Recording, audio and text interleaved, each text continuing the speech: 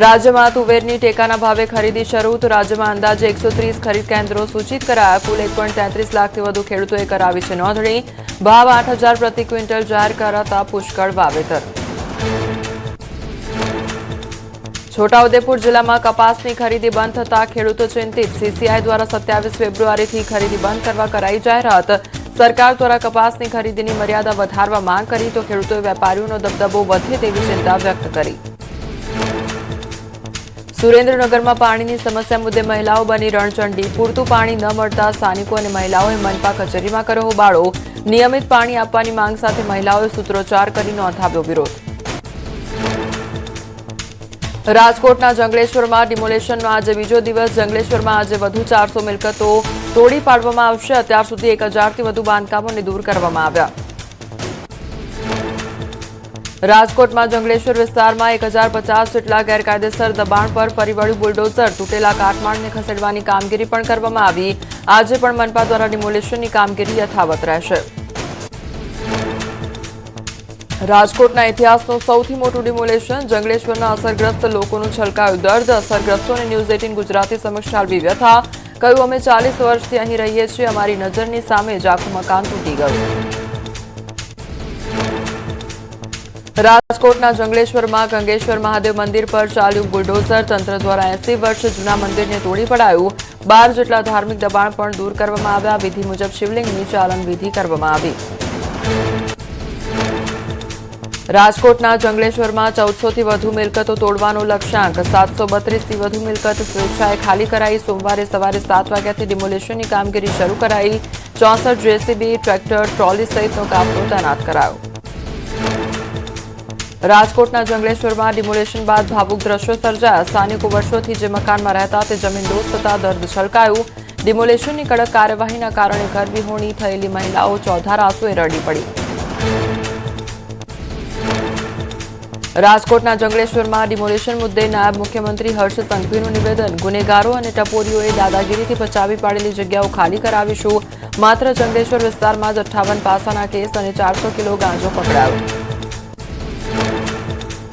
અમદાવાદ શહેરના વેજલપુરમાં દબાણો પર ફરી વળ્યું બુલડોઝર. સ્લમ રીડેવલપમેન્ટ પોલિસી અંતર્ગત હાઉસિંગ પ્રોજેક્ટ માટે કાર્યવાહી. પોલીસના ચુસ્ત બંદોબસ્ત વચ્ચે તંત્રએ રહેણાંક દબાણો દૂર કર્યા તો સ્લમ એરિયા તરીકે નોટિફાઈડ જગ્યા પરથી 27 બાંધકામો હટાવી દેવાયા. જામનગરમાં ઝૂલેલાલ મંદિર પાસે હટાવાયું દબાણ. પોલીસે સ્થાનિક અગ્રણીઓને સમજાવી દબાણ દૂર કરાવ્યું. દબાણ હટાવવાની કામગીરી દરમિયાન પોલીસનો ચુસ્ત બંદોબસ્ત રહ્યો.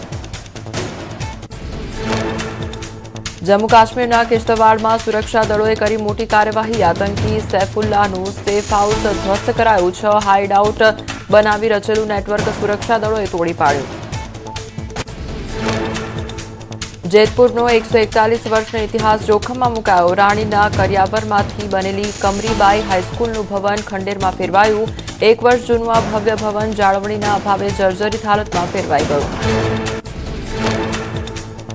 અમરેલીનો કામનાથ ડેમ મચ્છરો અને ગંદકીનું કેન્દ્ર બન્યો તો કામનાથ મહાદેવ મંદિર નજીક ગાંડીવેલ અને મચ્છરોના ત્રાસથી શ્રદ્ધાળુઓ પરેશાન થયા. સરોવરની સફાઈ ન થતી હોવાના આક્ષેપો સાથે કોંગ્રેસ અને સ્થાનિકોએ તંત્ર સામે રોષ ઠાલવ્યો.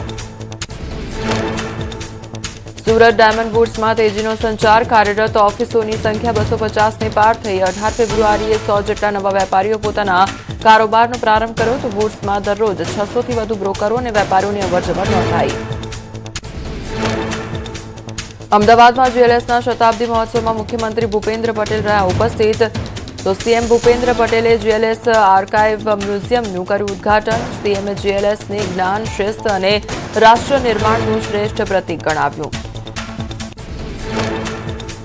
અમદાવાદના લો ગાર્ડન પાસે આવેલી ખાણીપીણી બજારમાં સીએમ ભૂપેન્દ્ર પટેલે જયાફત માણી અને સીએમએ ભાજીપાવ તેમજ જ્યુસનો સ્વાદ માણ્યો. સીએમ સાથે ધારાસભ્ય અમિત શાહ તેમજ કાઉન્સિલર પણ હાજર રહ્યા. સુરેન્દ્રનગરના ગઢાદ ગામમાં ખેડૂતોની કિસાન ક્રાંતિ સભા યોજાઈ. સભામાં રાજુ કરપડાએ આપ નેતાઓ સામે ખોલ્યો મોરચો. પાર્ટીના અમુક નેતાઓએ તેમની સાથે ગદ્દારી કરી હોવાના કર્યો આક્ષેપ. દાહોદના ગરબાડા ઝરીબુઝર્ગ ગામે ભીલ સમાજ પંચની મીટિંગ યોજાઈ અને નવા બંધારણ અમલ માટે ગામના પંચો સાથે મીટિંગ યોજવામાં આવી. બેઠકમાં જિલ્લા ભીલ સમાજ પંચ સહિત શિક્ષણ સમિતિના ચેરમેન કમલેશ માવી ઉપસ્થિત રહ્યા. છોટાઉદેપુરમાં સિમલઘોડા ગામ પાસે નર્મદાની મુખ્ય કેનાલની લાઇનિંગમાં ભંગાણ સર્જાયું. લાઇનિંગ વોલમાં તિરાડ અને ગાબડું પડતા ચિંતાનું મોજું છવાયું. પાણીનો પ્રવાહ વધતા ગાબડું વધે તેવી શક્યતા.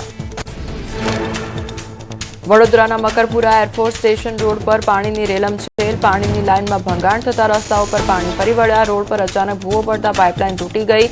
લાખો લીટર પીવાના પાણીનો વેડફાટ થયો. લુણાવાડામાં ગેરકાયદેસર રેતી ખનન પર કોંગ્રેસની જનતા રેડ. કોંગ્રેસના જિલ્લા પ્રમુખ સહિત કાર્યકરો દ્વારા નદી વિસ્તારમાં ચાલતી લીઝ ઉપર રેડ કરી સોશિયલ મીડિયામાં લાઇવ કરી કાળો કારોબાર ખુલ્લો પાડવામાં આવ્યો. અમદાવાદની વેદાંત ઇન્ટરનેશનલ સ્કૂલ વિવાદમાં સ્કૂલ મેનેજમેન્ટની મનમાની સામે વાલીઓએ કર્યો વિરોધ. સ્કૂલના બિલ્ડિંગને સીબીએસઈમાં કન્વર્ટ કરવાના નિર્ણયનો કરાયો વિરોધ. એબીવીપીના કાર્યકરોએ પ્રિન્સિપાલને આપ્યું આવેદન.